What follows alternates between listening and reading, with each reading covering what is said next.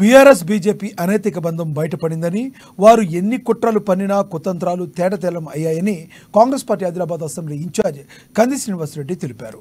ఈ రాజకీయ పరిణామాలతో ఈ రెండు పార్టీలు ఒకటే కాబోతున్నాయనే సంకేతాలు నిజమవుతున్నాయంటూ ఆయన పేర్కొన్నారు. ఆదిలాబాద్లో అవిశ్వాసం నెగ్గినప్పటికీ రాబోయే అన్ని ఎన్నికల్లోనూ కాంగ్రెస్ పార్టీ జెండా ఎగరడం ఖాయమని ఆయన ధీమా వ్యక్తం చేశారు. మైనారిటీ నేతను గద్దెదించి మైనారిటీలకు బీజేపీ బీఆర్ఎస్లు వ్యతిరేకమని మరోసారి రుజువు చేశాయన్నారు. ఇన్నాళ్లు నమ్మి మోసపోయిన ప్రజలంతా ఇది గుర్తెరిగారని, భవిష్యత్తులో వారికి గట్టిగా బుద్ధి చెబుతారని ఆయన హితవు పలికారు. ఆదిలాబాద్ పట్టణంలోని ప్రజాసేవ భవన్లో గురువారం ఏర్పాటు చేసిన మీడియా సమావేశంలో వారి తీరుపై తీవ్ర స్థాయిలో ధ్వజమెత్తారు కంది శ్రీనివాసరెడ్డి. నిజమైంది. ఇటీవల బీఆర్ఎస్ లో బీజేపీ విలీన చర్చలు ఢిల్లీ స్థాయిలో జరిగాయి, మీ అందరికీ తెలుసు. అట్లనే మొన్న లోక్సభ ఎలక్షన్లలో బీఆర్ఎస్ తన ఓట్లన్నిటినీ బీజేపీకి వేయించడం, ఒకరికొకరు సహకరించుకోవడం మీరు చూసిండ్రు ప్రజలందరూ.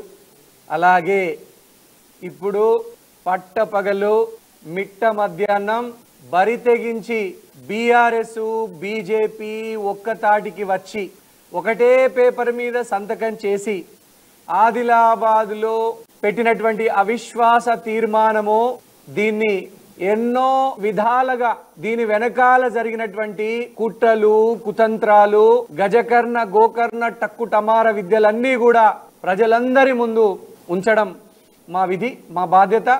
కేటీఆర్ గారే ప్రత్యక్షంగా కిషన్ రెడ్డి గారికి ఫోన్ చేసి మున్సిపల్ వైస్ చైర్మన్ ని ఆదిలాబాద్ లో బీజేపీకి ఆఫర్ చేసినట్టుగా ఖచ్చితమైనటువంటి సమాచారం మా దగ్గర ఉన్నది.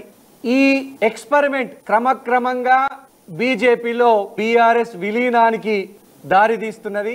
రంజాని గారు ఒక మైనారిటీ మున్సిపల్ వైస్ చైర్మన్ ని దించి బీజేపీ యొక్క మున్సిపల్ వైస్ చైర్మన్ ని ఆ పీఠం మీద కూర్చోబెట్టడము, వికృత చేష్టల్ని చూస్తుంటే ప్రజలందరికీ కూడా అర్థమవుతున్నది బీజేపీ బీఆర్ఎస్ విలీనం కాబోతున్నాయి. కేటీఆర్ గారు కిషన్ రెడ్డి గారికి ఆదిలాబాద్ మున్సిపల్ వైస్ చైర్మన్ ని ఆఫర్ చేసింది నిజం కాదా? కిషన్ రెడ్డి గారు అందుకు అంగీకరించి మున్సిపల్ వైస్ చైర్మన్ బీజేపీకి తీసుకోవడానికి అంగీకరించింది వాస్తవం కాదా? బీజేపీ బీఆర్ఎస్ కలిపి బీఆర్ఎస్ బీజేపీ దోస్తీకి ఆదిలాబాద్తోనే శ్రీకారం చుట్టారని అన్నారు. బీఆర్ఎస్ పార్టీ విలీనానికి ఇటీవల ఢిల్లీలో చర్చలు జరిగాయన్నారు. రాష్ట్రంలో ఈ రెండు పార్టీలు మొన్న లోక్సభ ఎన్నికల్లో దొంగచాటుగా కలిశాయన్నారు.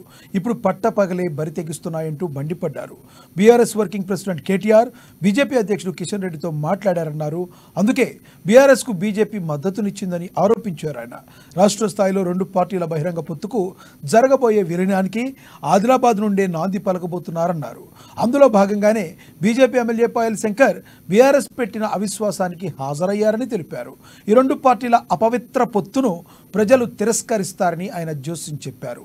భవిష్యత్తులో ఆ రెండు పార్టీలు కలిసి వచ్చినా ఎదుర్కొంటామని, ప్రజాక్షేత్రంలోనే తమ దమ్మెంట్తో చూపిస్తామని సవాల్ విసిరారు కంది శ్రీనివాసరెడ్డి. కొడుకు మున్సిపల్ చైర్మన్ జోగు ప్రేమేందర్ గారు బీఆర్ఎస్ నుంచి, అటు పాయల్ శంకర్ గారు బీజేపీ ఎమ్మెల్యే, ఇద్దరు ఒకటే పేపర్ మీద సంతకం పెట్టినటువంటి ఒక గొప్ప ఉదాహరణ బీజేపీ బీఆర్ఎస్. ఇక్కడ మొట్టమొదటి సంతకం జోగు ప్రేమేందర్ గారు బీఆర్ఎస్ నుంచి, జోగు రామన్న కొడుకు. ఇటు 50వ సంతకం పాయల్ శంకర్ గారిది బీజేపీ ఎమ్మెల్యే. సో దీన్ని బట్టి ఒక పేపర్ మీద వాళ్ళు ఒక బాండ్ పేపర్ మీద దొరకలేదు. ఇప్పుడు ఆ తంతు కూడా ముగిసింది. రాష్ట్ర స్థాయిలో రెండు పార్టీల బహిరంగ పొత్తుకు జరగబోయే విలీనానికి ఆదిలాబాద్ నాంది. బీఆర్ఎస్ బీజేపీల అపవిత్ర పొత్తును ప్రజలంతా ముక్త కంఠంతో తిరస్కరించాలి, ఖండించాలి. దేశంలో ఏ ముఖ్యమంత్రి కూడా, దేశంలో ఏ రాష్ట్ర ప్రభుత్వం కూడా 31,000 కోట్లను వెచ్చించి రుణమాఫీ చెయ్యలేదు.